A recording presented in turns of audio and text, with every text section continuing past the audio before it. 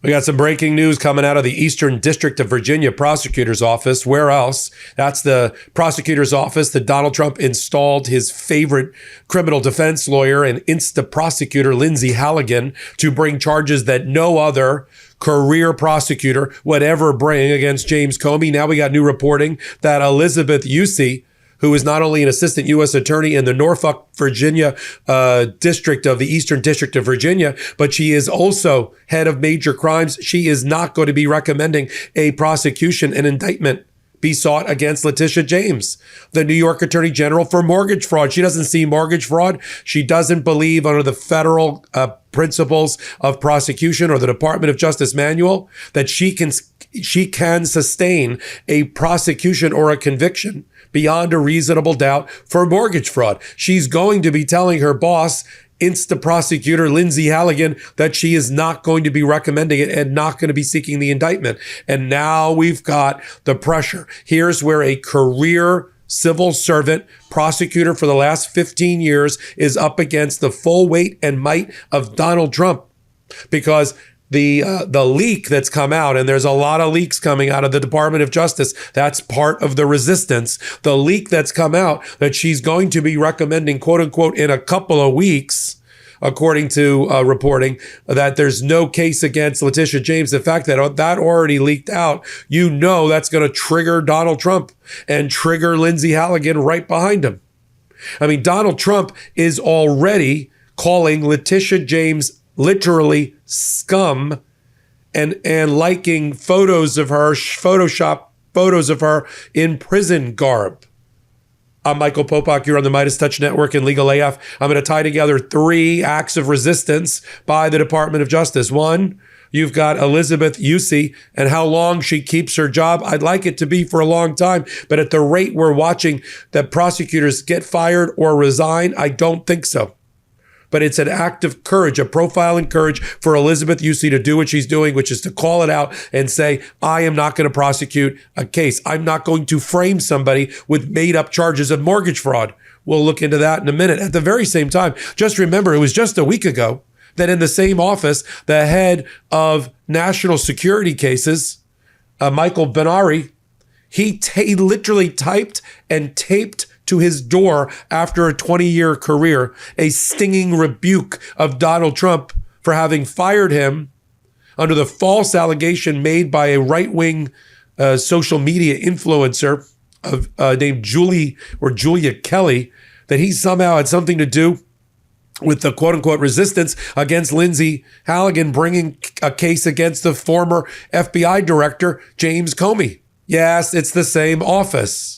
And now, finally, the last piece of this tapestry I'm going to weave is there's a group called, a public interest group called Justice Connection at thejusticeconnection.org. And they have just sent out an urgent message from 282 of the Department of Justice alumni decrying the attacks on the Justice Department. I'm going to post it on Legal AF Substack. I'm going to read it to you. This is what the resistance looks like. It may not be televised, but it's going to be on YouTube. I'm Michael Popok. Let's dive in. Elisabeth Yusi apparently was assigned the task of evaluating the mortgage fraud case that Donald Trump wants made against Leticia James. Why? Because Leticia James has brought Donald Trump low on numerous occasions, including obtaining that now famous persistent fraud finding against the Trump Organization, his children and him, for having conducted fraud for 10 years in New York, financial fraud. The result is there is still a monitor, a former federal judge who sits over the Trump Organization like a hawk to this day. Now, the dollar amount of the restitution she was seeking among the many remedies for the persistent fraud, that's up on appeal. A layer of appellate court in New York struck down the amount, the $500 million amount or so, the $465 million disgorgement amount, because they thought it was too big. So they're going to send it to the appellate court, the Court of Appeals in New York, to decide the dollar amount. But the fraud sticks, the fraud charge conviction, or a judge, it was a judge because it's a civil case, the findings by Judge Engoron stay. And she's also gone after other Trump entities successfully, and worked closely with the Manhattan DA, Alvin Bragg, in getting the 34 felony count conviction against Donald Trump for business record fraud related to Stormy Daniels in the cover-up. So she's been on Donald Trump's S list for a long time. Here's what, just to give you the backdrop, here's what, let me read to you from Donald Trump's posting. Here's the post. This went up on his Truth Social. I hate having to go on Truth Social, but I had no choice. Here's what he posted just last night. Corrupt Leticia James is costing New York State hundreds of billions of dollars in lost business. Prove it. Where's the proof? No company or individual wants to be there. I don't know. I worked in New York for a long time. The buildings are filled with companies and financial services, especially that want to be there. Knowing that she's the attorney general, she's a complete and total disaster who tried running against Kathy Hochul for governor and quit. She then went back to her witch hunt against President Donald J. Trump. There he is talking about himself in the third person again. Isn't that one of the signs of mental corruption or dementia?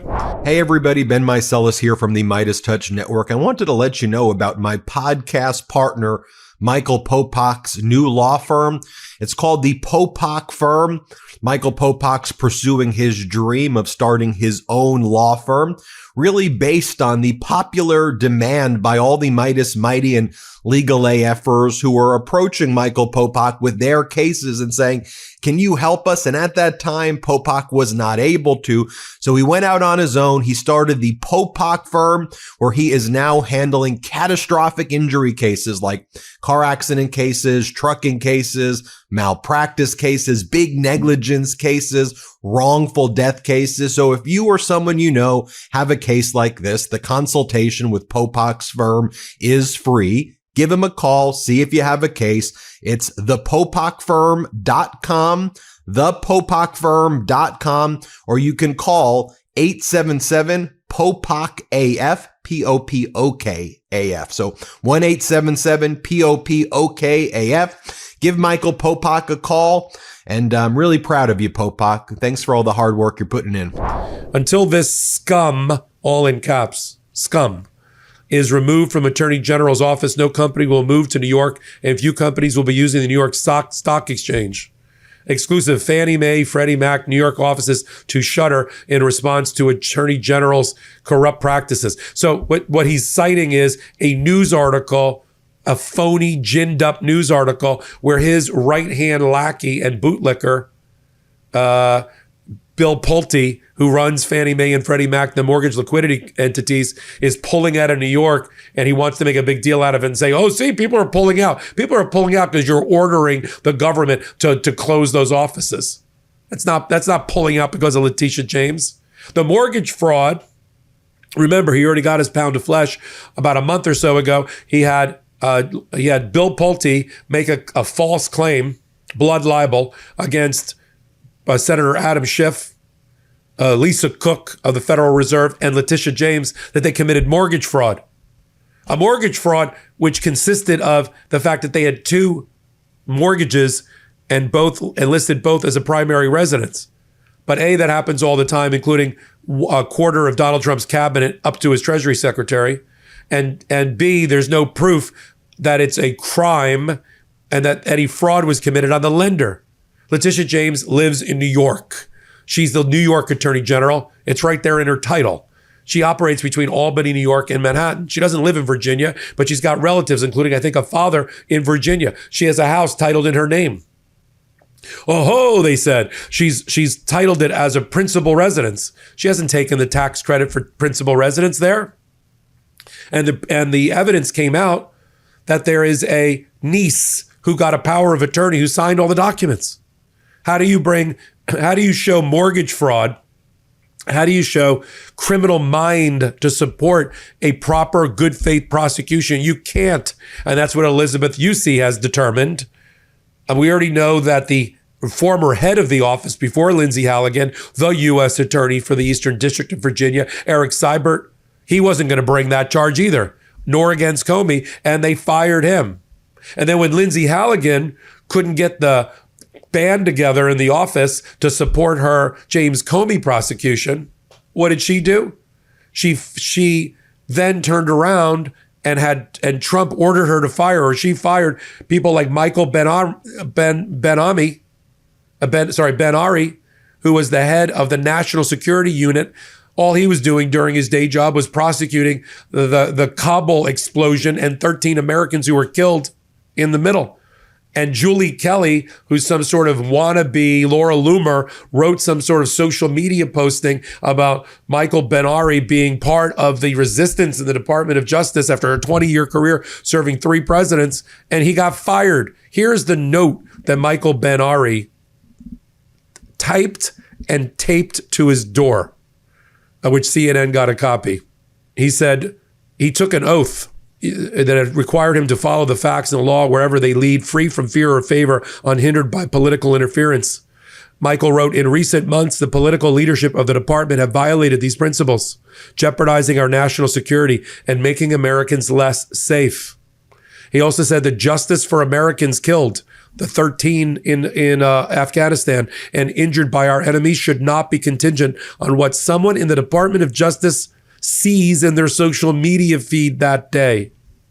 Now, let me turn, as we have already started a countdown here, a pool about Elisabeth Yusi and how long she lasts, especially after this leak just happened. I'm sure the next time you hear from me, it'll be Elisabeth Yusi's been fired by the Department of Justice. But one group that's standing up for the Department of Justice, and now that they are sort of outside and now can be critics, is the Justice Connection, linking together all former alumni of the Department of Justice, including 282 who have left involuntarily or voluntarily since Trump took office in January.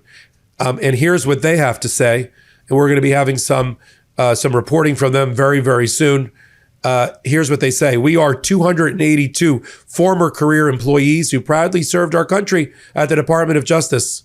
From prosecutors, special agents, and intelligence analysts to immigration judges, grant managers, civil rights attorneys, and more, we all carried out our duties faithfully, regardless of who occupied the White House, until we no longer could.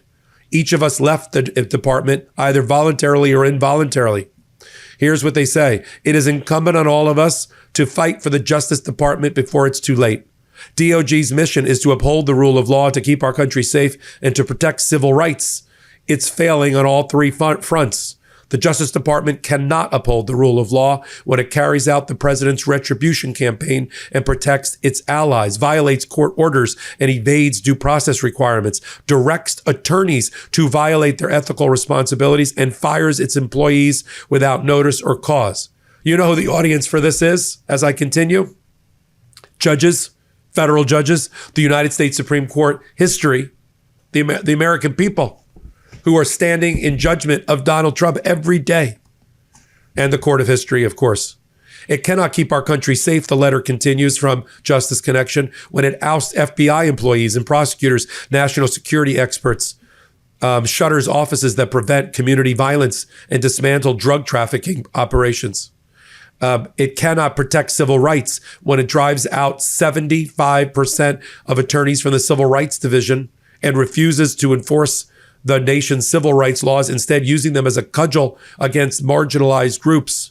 The administration, the letter continues, is taking a sledgehammer to other long-standing work the department has done to protect communities and the rule of law. So here's how it concludes. We call on the leaders of the Department of Justice to reverse course, to remember the oath we all took to uphold the Constitution and adhere to the legal guardrails and institutional norms on which our justice system relies. We call on our fellow alumni of the Department of Justice to join us in sounding the alarm and in mobilizing support for colleagues still there. They deserve respect and gratitude, neither of which they're getting from this administration. We call on Congress to exercise its oversight responsibilities far more vigorously. And we call on all Americans whose safety, prosperity, and rights depend on a strong DOJ to speak out against its destruction. Our democracy is only as strong as the rule of law, and the rule of law cannot survive without the principal institution that enforces it. And then goes by month after month. I'll put it up on the screen. We'll roll it. Month after month, the departures and the people that have signed on to this letter. Jay Bratt, Chief, National Security Division, Counterintelligence. He was one of the ones involved with the prosecution of Donald Trump. We've got Liz Oyer, the pardon lawyer. We've got people that were the head of every major department, from civil rights to national security to drugs, keeping America safe, all gone. May departures, June departures, August departures, 20, 30, 40 apiece. In September alone, about 4 dozen departures. And now add soon, perhaps, others that we've talked about on this hot take. I'm glad I'm here with you on MeidasTouch. We're fighting along with the alumni of the Department of Justice, along with people who soon may be alumni and alumna of the Department of Justice. We'll follow the Eastern District of Virginia and its total destruction. This is a U.S. Attorney's Office that sits where the CIA and the Pentagon are. All of the major cases in America involving counterintelligence and terrorism and espionage go through that department. And it's now headed by an 8-year lawyer who used to be an insurance defense lawyer, never a prosecutor, who spent more time in hair and makeup at beauty pageants and on Fox News than she has ever being a lawyer. At the once proud Eastern District of Virginia. I'm continuing to follow it all right here on the MeidasTouch Network. Hit the free subscribe button. Slide over to Legal AF YouTube. Do the exact same thing. And I will post that letter from this organization, this amazing organization, Justice Connection, up on Legal AF Substack. Till my next report, I'm Michael Popok. Can't get your fill of Legal AF? Me neither. That's why we formed the Legal AF Substack. Every time we mention something in a hot take, whether it's a court filing or a oral argument, come over to the Substack. You'll find the court filing and the oral argument there, including a daily roundup that I do called, wait for it, Morning AF. What else? All the other contributors from Legal AF are there as well. We got some new reporting. We got interviews. We got ad-free versions of the podcast and hot takes. Where? Legal AF on Substack. Come over now to free subscribe.